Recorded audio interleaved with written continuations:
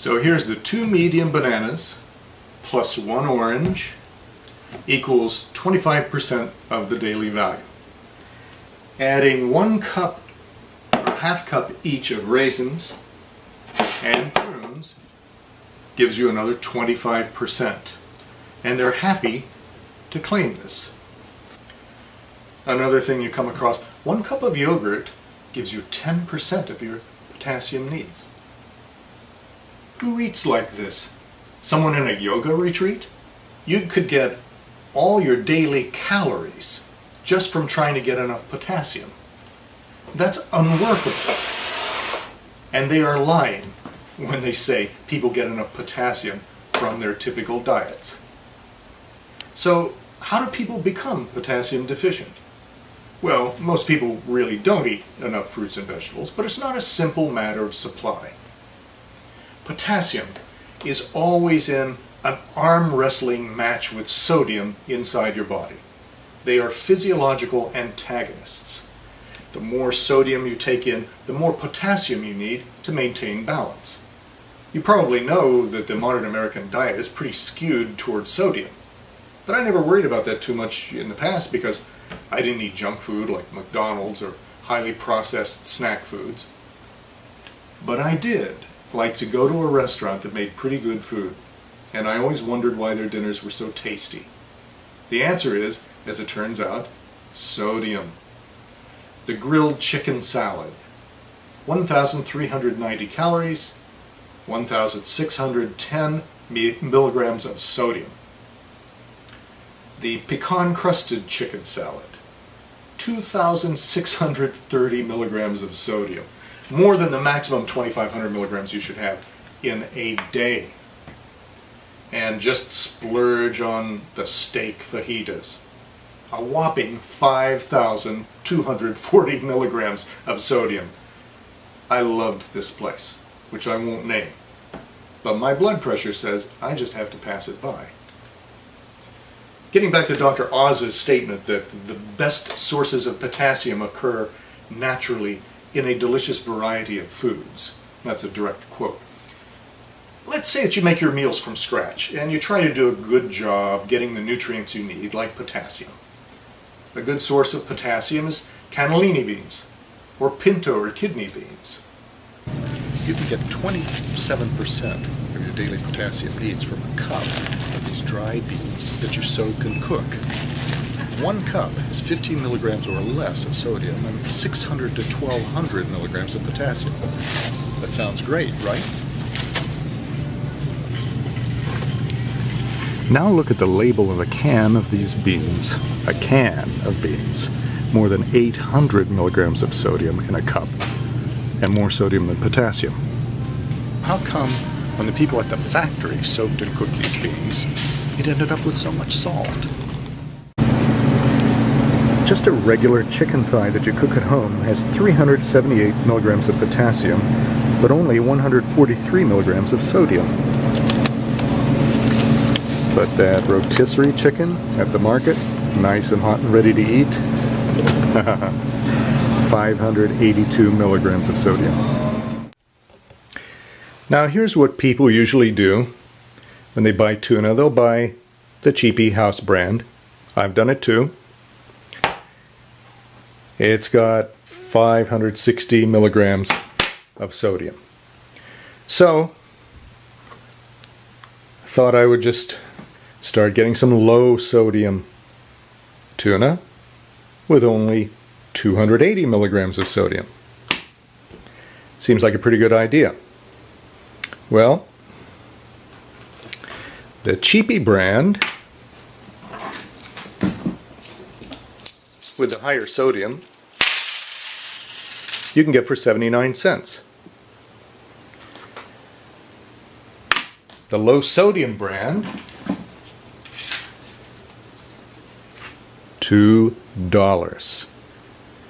$2 for something that didn't have something added to it.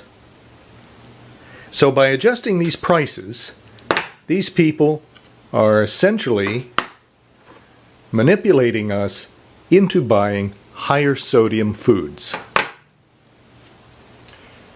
Once you start reading labels, it occurs to you, why are they putting so much salt in everything?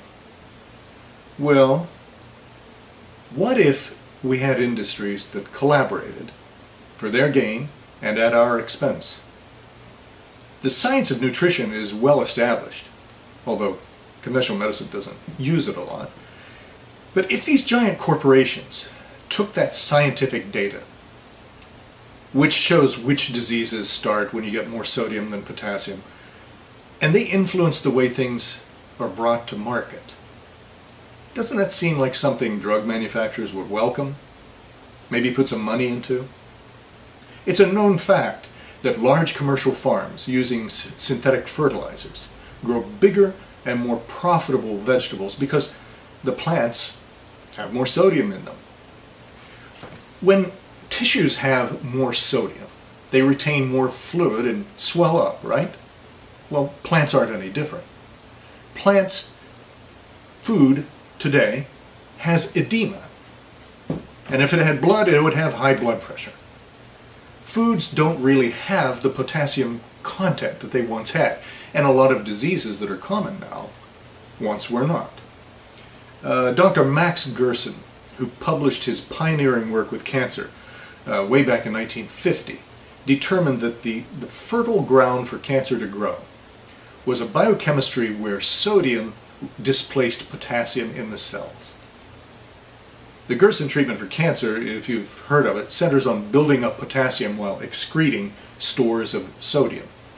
And that's something everybody should ponder, because they've cured a lot of chronic diseases besides cancer with this approach. So, what do we have when sodium is building up in the soil, in the food, and then it's added to foods that are commonly eaten?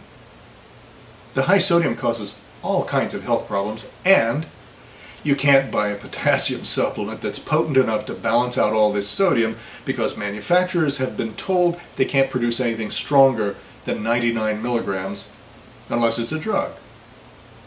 Does that fit your definition of a conspiracy? Today it's a common tactic used by ignorant people to smear someone by calling him a conspiracy theorist. Let me ask you something. Are there really no conspiracies? How about last year in Washington State when food corporations were caught conspiring with the grocery manufacturers of America to secretly move money to support a campaign to block labeling of GMO-grown food? Wasn't that a conspiracy? The federal government thought it was. They prosecuted them for criminal conspiracy.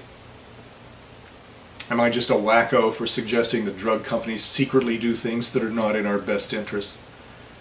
What about when GlaxoSmithKline was assessed $3 billion in penalties when they pled guilty to fraud, bribing doctors to prescribe their potentially dangerous drugs, and giving out misleading information about Paxil, which they falsely claimed was suitable for children? If the penalty was $3 billion, what were the profits? The state of South Carolina recently has sued 5 drug manufacturers for collaborating in artificially raising the wholesale price of drugs to defraud the Medicaid programs. Another federal judge ruled against 3 drug companies for artificially marking up their prices to create extra profit for doctors and to defraud Medicare. If you don't think there are conspiracies, I feel sorry for you. There are plenty of conspiracies because there are plenty of people who lie. Well, I might not be the best in the world at what I do, but at least I won't lie to you. Thanks for listening, and read your labels.